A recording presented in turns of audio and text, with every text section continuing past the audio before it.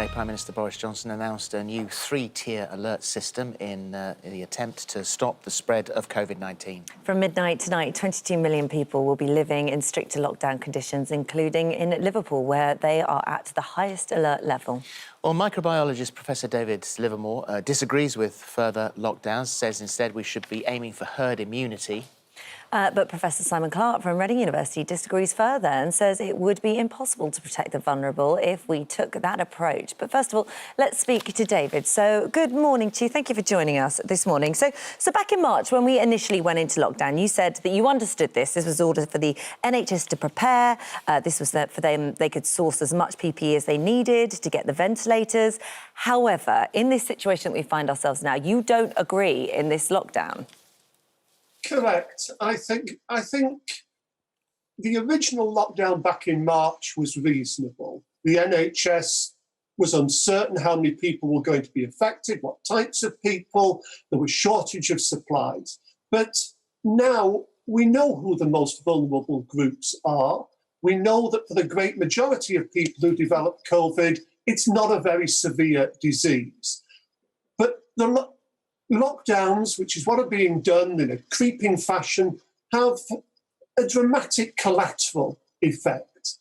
They're bad for people's mental health, they're shut away, they're not having the normal social interactions with friends and family, the simplest things, going out for a meal or chatting away with people on the street and going to concerts or whatever. They also have a devastating effect on the economy.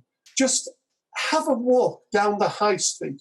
Look how many closed shops, how many pubs that have never reopened. All these are the places that provide employment, they provide people with incomes, they provide the tax revenue that funds the NHS. And worse than this, the lockdowns are really failing in their own terms as well. If you look around Manchester, which has been in a state of sort of mini lockdown since the end of July, in most regions, the numbers of infections are continuing to escalate. We have to switch to do something better, to recognise what we know about who's really vulnerable, who needs to be protected, this concept of focused protection, and to let, with some damping, the spread of the infection among the rest of the population so that a herd immunity is developed and that we get through. What you're saying then in that case is that we all have to get it, but at a controlled speed. You said there that it was not a serious disease, but of course I'm sure that anyone who's working in A&E today with a hospital, I was reading a report this morning that said there were only 2 beds left in that A&E department in that particular hospital with people who were very severely ill. They would disagree when you said that it wasn't severe. It is a severe disease for a small subset of patients. The matter is to try to identify those high-risk people, to protect them and to prevent them getting it in the first place. And so then the rest of us get it. That's the deal. A proportion of the rest of us get it. We know that one hits a herd immunity before everybody has got it. What's more, we know that some people seem rather invulnerable to getting it in the first place, perhaps because they've had infections with one of 4 coronaviruses that have been circulating, certainly for the past 50, probably 100 years. What's the cost then in lives of herd immunity? Herd immunity needs 60 to 80%. At the moment, we are 6 to 8%. So I would challenge both those figures. The 6 to 8% is nationally on seropositivity, looking for IgG and IgM, so antibodies. It would appear, firstly, that there are some people who get infection and primarily have a cell-mediated immune response, so-called T cells. They should be protected from further infection. And there are those who I've just mentioned who are relatively invulnerable or only going to get a mild infection anyway, perhaps because of recent experience of other coronaviruses. How many people will die, do you think? Because obviously, you know, you've been looking at these figures and crunching them quite intensively. How many people will die to get us to herd immunity? I do not think you can put a precise estimate on that, just as I do not think you can put a precise estimate on the number of people who will die of cancers that the diagnosis was delayed as a result of lockdown and all the lack of function of the rest of the NHS, who will die because they have a heart attack. OK, I understand. Let's, I just wanted There's to a bring great balance. I don't want to give a hostage to fortune of putting a precise number. Understood. Let's bring Dr Simon Clarke in. Sorry, I'm going to have... Can I just stop you just 2 seconds, because we're going to run out of time, and I just want to hear the other side of the argument as well, so we've got a bit of balance here. Because, Dr Simon Clarke, what you say is that, actually, of course, a lockdown isn't ideal, and you understand that. However, right now, it's our only option. Yeah, a lockdown is a failure of society, and really they only buy us time. The hyperbole around conquering the virus and suppressing it is just that, it's hyperbole. But really, we are where we are, and that's really, I think, the only tool open to us at the moment.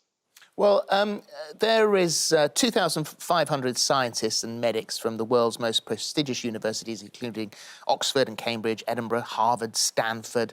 They've signed a declaration. It's the Great Barrington Declaration, demanding governments around the world scrap all coronavirus restrictions. Instead, they're calling for all elderly and vulnerable people to be shielded whilst the virus spreads through the rest of the population, resulting in herd immunity. This is named after the place in America where it was drawn up. The Prime Minister said last night that he absolutely would not let it loose. Dr Clarke, your response to the Great Barrington Declaration? I think you could get even more scientists and medics from equally prestigious universities. In fact, many of those same universities to say that they thought that was wrong, and to say that, what was it, 2,500 people or 2,500 eminent scientists have signed it. Any old punter can sign it, actually, and they do. Even Harold Shipman and Dr Crippen have signed it, apparently, from beyond the grave. So I think that just goes to show you how seriously it should be taken. And so, Dr Livermore, how seriously should we take the Great Barrington Declaration when, as Dr Clarke has just said, any old person can sign it? I think you have to take into account that a very large number of medics and scientists have signed it, certainly into the tens of thousands and into the hundreds of thousands of general public and concerned citizens. Sure, as with any large petition, and this one's now at over 400,000 signatures, there are various nutcases and game players who invent names and stick them on. That's a curse of any petition or any declaration, that the organisers are doing their best to weed out such time wasters, because they help nobody. Dr Clarke, you've described the Liverpool lockdown as an inconvenience. Anyone watching in Liverpool now, and bearing in mind that over the past week we've certainly been concentrating on a great many people's mental health and their stability, the closing down of gyms. People just don't go to gyms for their physical health, they go for their mental health as well. So you have Liverpool at stage 3, the worst that we can get to, and so it's just an inconvenience. No, I don't think I said that. I don't know where you've got that from. I've just told you I think lockdowns are a failure, and a failure is advanced. I'll read you what you said. You said, in Liverpool, the situation seems to have got out of control much quicker than anyone could reasonably have known, and that they had to do something. It's bad if you work in the hospitality industry, but essentially it is just an inconvenience for everyone else. Those are your exact words. Oh, that was before the lockdown was put out, so it was referring to the other restrictions that were put in place before that. So it's before the lockdown. I have been quite clear, and there are many interviews of me saying you made those comments last night in our research chat. I just want to make sure whether or not you think that what's happening is an inconvenience to the people of Liverpool.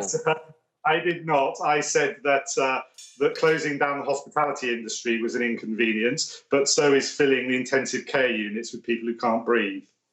And so as far as those people in Liverpool are concerned, who are in this stage 3 now, and also looking towards Christmas, whether or not they're still going to be there for Christmas, what happens to them? What do we do? What can we do? I mean, are we going to just let it rip? Well, if you lock people down, well, as we found out now, you lock people down, you lock Liverpool down, and shut the economy of Liverpool for 2 weeks, for 3 weeks, for a month, and then the numbers drop, and then they come back out, blinking into the sunshine once more, and then the numbers rise again, and they go into lockdown again. How long can we do this? Lock us down, let us out, lock us down, let us out. And every single time, it capsizes the economy even further. It does, and that's why lockdowns are a failure. You've got to come up with a way of keeping interpersonal interactions down to a minimum, basically, that prevents the virus from spreading.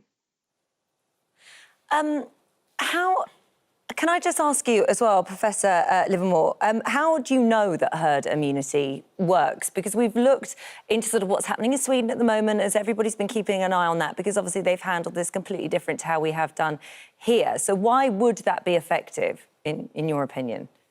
It's how viral epidemics have always come to an end in history. We live in an equilibrium of immunity with the 4 existing coronaviruses. You get an infection, you develop antibodies, over time those drift down, you get another infection, usually milder, and so it goes on. And I fear, and it's not an encouraging thought, I fear we will have to develop exactly that same sort of equilibrium balance with SARS-CoV-2. Hopefully vaccines will help us. However, one can't be certain, and Boris Johnson acknowledged this himself, and also Professor Whitty last night.